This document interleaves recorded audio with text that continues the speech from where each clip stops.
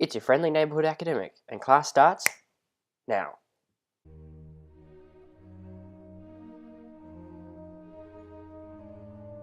I don't know about you, dear viewer, but it seems like last year, the world went mad. The insane waking nightmare that is Syria, Brexit, Trump.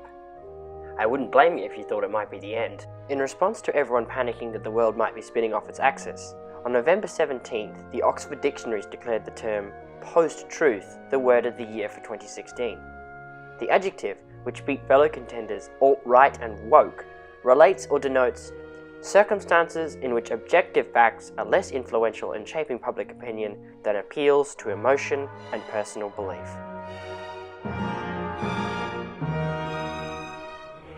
And it seems we might indeed be living in a post-truth world. The top Google searches in Britain on June 24th, the day after Brexit, were "What does it mean to leave the EU?" and "What is the EU?" according to a study undertaken by the website Politico between September 19th and September 23rd. Over 5 hours of recorded remarks, Donald Trump, whose favourite nickname for fellow Republican candidate Ted Cruz was Lying Ted, lied 87 times, or on average once every 3 minutes and 15 seconds. Over the same period, Clinton lied 8 times, and look who became president.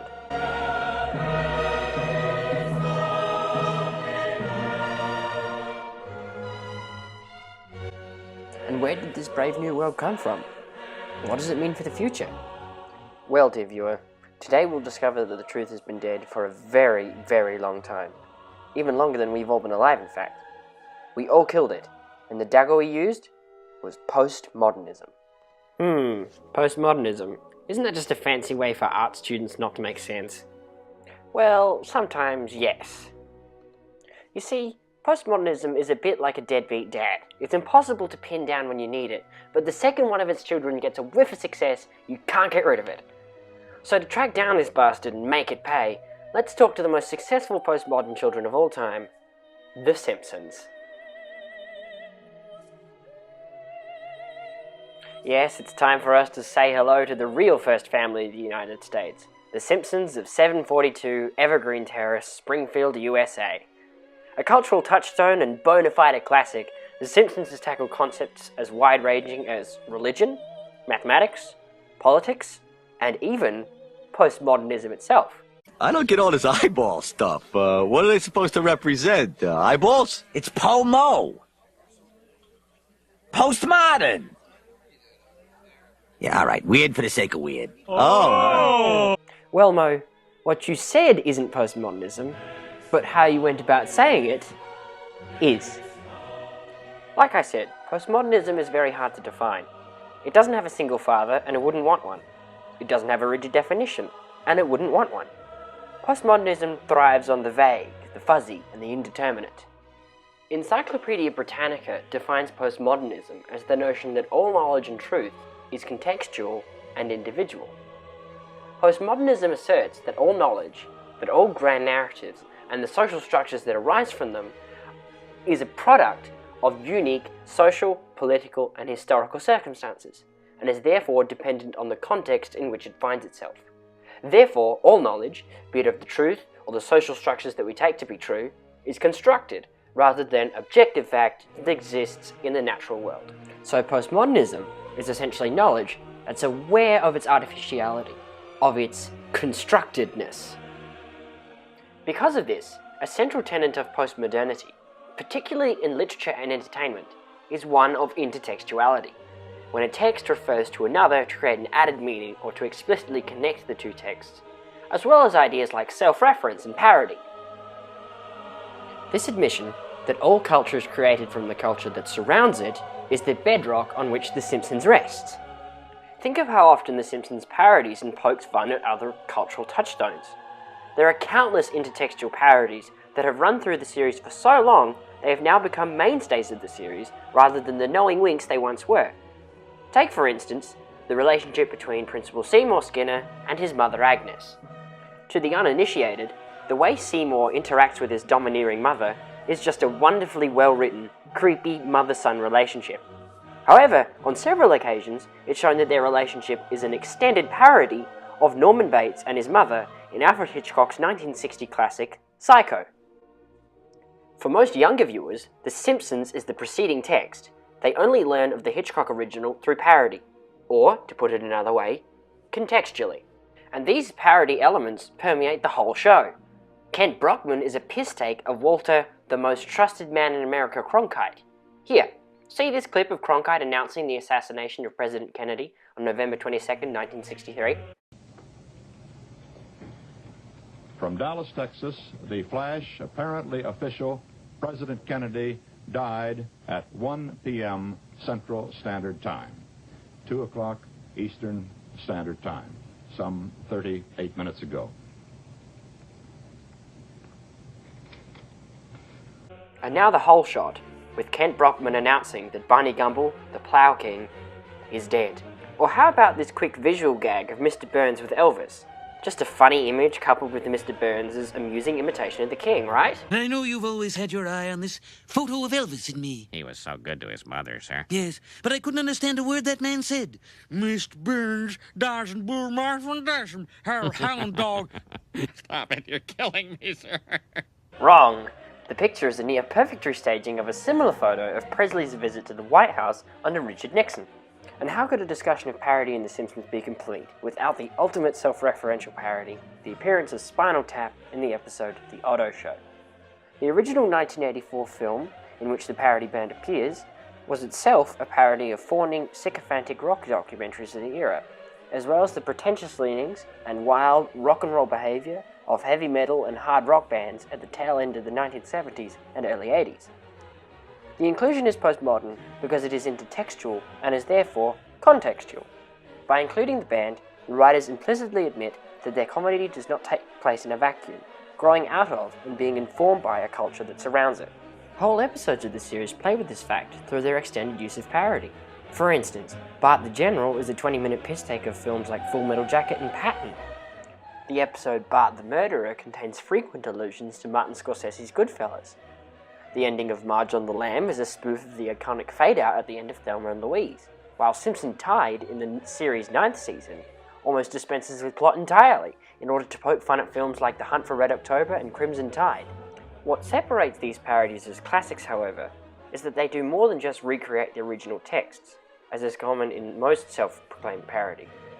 The comedy of each episode comes from ironically undercutting either the message or tone of the original text. In Psycho, while Norman Bates is clearly unhinged, he's depicted as a capable, awkward, almost charming man who is able to commit terrible crimes. We all go a little mad sometimes. Skinner as Norman Bates, however, shows that if the one were to meet a man like Bates, he would not be terrifying, just a bit pathetic and an object of ridicule. Marge and Lisa just brush him off as an oddity when they leave his office. We should go. Bart's response to Skinner's very public, traumatic episode over the school Tano system, when he recalls the death of his squad mate Johnny in 1969, their riverboat being an almost shot-for-shot remake of the boat from Francis Ford Coppola's Apocalypse Now, is not one of terror and bewilderment at man's inhumanity to man, as is intended in the original text, but instead, Cool, I broke his brain. Mr. Burns as a stand-in for Richard Nixon undercuts Nixon's attempts to appear more relatable to young America by equating the underhanded Nixon with the more openly unscrupulous Mr. Burns. Bart's war against Nelson in the show's first season, by referencing iconic images from pro-war films such as Patton and The Longest Day, depicts war itself as a childish, ultimately futile exercise. It is quite telling that the episode ends with Bart and Nelson seemingly forgetting their differences over an apology and shared cupcakes, the original casus belli. Much like the previous episodes mentioned, Bart the Murderer, from the third season, undercuts this assumed moral order as well. Fat Tony and his goons do not get their comeuppance at the end of the episode as Henry Hill does at the end of Goodfellas. Instead, they go back to being violent criminals. In fact, the episode ends with the line, "You know who the real crooks are, those sleazy Hollywood producers," a plain-faced indictment of the role media plays in fetishizing violence. This episode, as well as the preceding episodes, serve as a great example of another key aspect of postmodernism, which is the rejection of a singular objective truth, otherwise known as meta-narratives. Remember back when I said that under postmodernism all knowledge is contextual and individual? Let's unpack that then, shall we? Think about the social structures that define our lives. Things like race, class, sexuality, whatever you like. Now try and think of it through a postmodern lens. Let's take class, a relatively easy one. The way we in the West tend to see class is one of naturally occurring hierarchy, with the lower working class, the middle professional class, and the aristocratic privileged upper class. Now, the way we think of what defines these classes changes from decade to decade and era to era. For instance, the aristocracy of, say, pre-revolutionary France we think of as hoity-toity, out of touch, wearing padded wigs, and owning all the land while the peasants get nothing. Of course, no one would think of the modern upper class in the same way. The modern upper class looks a lot more like Jordan Belfort. They don't wear powdered wigs and say, let them eat cake. Today they wear polo shirts and say things like, the freer the market, the freer the people. They make their money in banking or in apps or something. So we can see from this example that our understanding of what defines the upper class, this grand or meta-narrative if you will, is pretty dependent on a particular set of circumstances at a particular point in history. The attributes that define the modern aristocracy are not inherently upper class. They are not objectively aristocratic. They have come to be so in the popular imagination. So when a postmodernist says something is a social construct, that's essentially what they mean.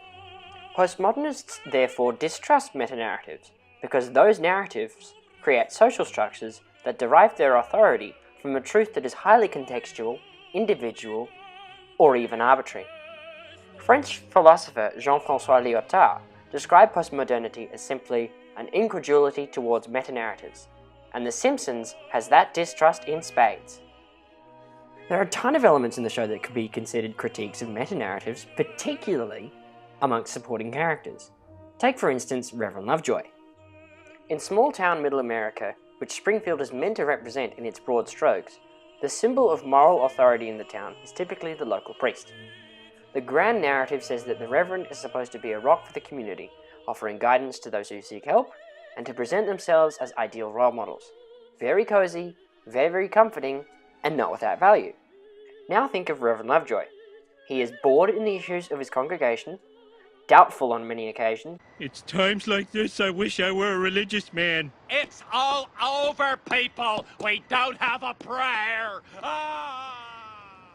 And is more interested in doing as little work as possible than tending to his flock. A great example of The Simpsons' postmodern view of organised religion can be found in the episode Bart Sells His Soul. Milhouse, trying to convince Bart of the existence of souls, says, Every religion says there's a soul, Bart. Why would they lie? What would they have to gain? We then cut to Reverend Lovejoy tipping coins into the church coffers. The implication is that the church, and implicitly organised religion as a whole, is more interested in money and worldly power than any real salvation. Reverend Lovejoy is just going through the motions, acting his part in a postmodern farce. Not only does postmodernism question spiritual authority, but of course it questions worldly, secular authority too. Joe Quimby, the corrupt womanizing mayor of Springfield, is a dark parody of the popular image of JFK and the wider Kennedy clan. At one turn he is a gifted orator, but in the very next scene he calls his electorate trained seals, throw them a fish and watch them slap their fins together. Here we see the show undercut in the comfortable assurance that authority has our back. And this satire of the political establishment isn't just limited to figures in the show. In the episode 2 Bad Neighbours, President George Bush Sr. is depicted as a crotchety, grumpy takeoff of the Dennis the Menace character, Mr. George Wilson, more interested in justifying his 1992 re-election loss as a victory, having to explain a rainbow wig to journalists, and continuing a slapstick feud with Homer and Bart, going so far as to strangle Homer in the street in front of former Soviet Premier Mikhail Gorbachev. The episode ends with Bush being replaced with President Gerald Ford, who was portrayed as a slow-talking, almost blue-collar idiot. In the world of The Simpsons, the image of a sane, well-intentioned government is repudiated, instead to be replaced with a portrait of a government that is oafish, short-sighted, and selfish. The ultimate American sacred cow, the military, isn't spared by The Simpsons either. While not an out-and-out rejection of the military-industrial complex, Sideshow Bob's Last Gleaming certainly pokes fun at US military might. Harrier, we've got a war tomorrow. God bless the idiot-proof Air Force. An extended parody of the films Failsafe and Dr. Strangelove, themselves both satires of US nuclear weapons policy in the late 50s and early 60s. The episode, with its fizzle nuke, its bumbling US Air Force, and deliberately hackneyed sitcom ending, implicitly rejects the narrative of American military competence and assured moral authority. And the show turns on the economic systems that prop up Middle America as well. Mr. Burns is evidently an absurd parody of late neoliberal capitalism. Not some hot dog admissions officer playing by his own rules! What little government oversight that Mr. Burns allows in his power plant is ineffectual, and any strong-willed officials Mr. Burns will attempt to bribe. Material in the truck! Oh, very well, it's time for your bribe. In the world of The Simpsons, capitalism perverts the natural and moral order. Mr. Smithers even says that Mr. Burns has enough money to cheat death every week. The political power that Mr. Burns amasses through free use of his capital power is so great that he can literally block out the sun. Capital is a poisonous, unaccountable influence. That sounds familiar. And finally, we finish with the Simpsons themselves. They're the almost complete and utter rejection of the stable, leave-it-to-beaver conservative family of the Reagan-era imagination. Homer, as the father, does not know best. He is a slob and an idiot, although he does have his better side. And Marge is no Stepford wife. No, the mother is not the moral glue that holds the Simpson family together. Marge is overworked, deeply repressed, and has an addictive personality. Bart has no respect for paternal authority, and Lisa, rather than being a paragon of success, is a second-class citizen in a city of idiots. Grandpa, a member of the so-called Greatest Generation, the men and women who won the Second World War and helped shape the world afterwards, instead of being a figure of respect and moral uprightness in the community, is a senile old coot who describes people his own age as bitter, resentful individuals and is routinely ignored when he tries to impart elderly wisdom. One reading of this character would say that Grandpa, as a symbol of that perhaps least tainted part of America's history, is the show writer saying, although that generation won a great moral victory in 1945, given who they are and the things they did afterwards, they have no real moral authority now. And herein lies the answer to why the world seems to be spinning off its axis. I told you we'd find it.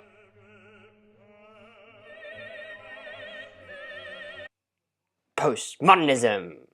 Good God, yo! What is it good for? Absolutely nothing. Say it again, okay? My sister once asked me, Nick, what is postmodernism actually for? And I must confess I didn't give her a very good answer. If you're watching, Rachel, then here's a better one. Postmodernism, simply put, is the rejection of grand objective truth claims. And a lot of good has come from it. With the help of postmodernism, we've seen the rejection, to a wide degree, of things like institutional racism, in the form of movements like decolonization and the civil rights movement in the United States. We've seen the rise of feminism, gender politics, and the rejection of backward patriarchal values. Voices have been given to the voiceless. Old systems of thought and control began to be questioned, and they broke down because they were weak and hollow. Postmodernism means we can have openly gay heads of state and a black man can be elected president of the United States. But it also means we can have Trump and Brexit. But how on earth does this relate to The Simpsons? Because, dear viewer, postmodernism deconstructs meta-narratives. All the old certainties, as parodied in the characters, episodes, and elements of The Simpsons, have been thrown out of the window in favour of supposedly superior ambivalence. If postmodernism is taken to its logical conclusion, we arrive at the following premise. If everything is true, then it follows that nothing is true. As Christian academic Angus Minogue eloquently puts it, if you think of modernism as symbolized by the Tower of Babel reaching up and trying to replace God, postmodernism is the Babel that came after that, when people lost the ability to communicate because there's no common language or presuppositions. And that sums it up pretty nicely. Postmodernism is to blame for the world we find ourselves in, and has been for a long time. It's why something like this last year, where a woman asserted that Barack Obama was a terrorist. Do I have proof? No. Do I have articles? No. But your mind is made up without any information. My mind is made up. Can exist alongside this. America, we have come so far. We have seen so much, but there's so much more to do. So tonight, let us ask ourselves, if our children should live to see the next century, If my daughters should be so lucky to live as long as Ann Nixon Cooper, what change will they see? What progress will we have made? This is our chance to answer that call. This is our moment. This is our time to put our people back to work and open doors of opportunity for our kids, to restore prosperity and promote the cause of peace, to reclaim the American dream and reaffirm that fundamental truth that out of many we are one, that while we breathe, we hope, and where we are met with cynicism and doubt and those who tell us that we can't, we will respond with that timeless creed that sums up the spirit of a people. Yes, we can. Postmodernism means never having to be wrong, but it also means no one can ever be right. It means a man who has declared bankruptcy on 4 of his businesses can be called a good businessman, who was born of the neoliberal establishment can be called anti-establishment, can be called a real American and be elected president. It means people can disregard the advice of experts as just out-of-touch elites and vote to leave the EU. And in the case of Syria, excessive mistrust on all sides means barbarians can crucify people in the streets while the world stands by, impotent. True, the world has had these problems since time immemorial, but never has the discussion about how to fix them been so broken. We all live, myself included, in echo chambers of our own opinion. I'll end with a quote from Nietzsche in his Parable of the Madman. The madman jumped into their midst and pierced them with his eyes. "Whither is God?" he cried. "I will tell you.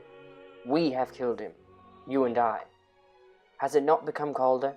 Is not night continually closing in on us? Do we not need lanterns in the morning? God is dead, and we have killed him." I hope that one day a new morning will come, bright and true, and what a glorious day it will be. Please like, share, and subscribe, and remember, you don't need a degree, just watch me.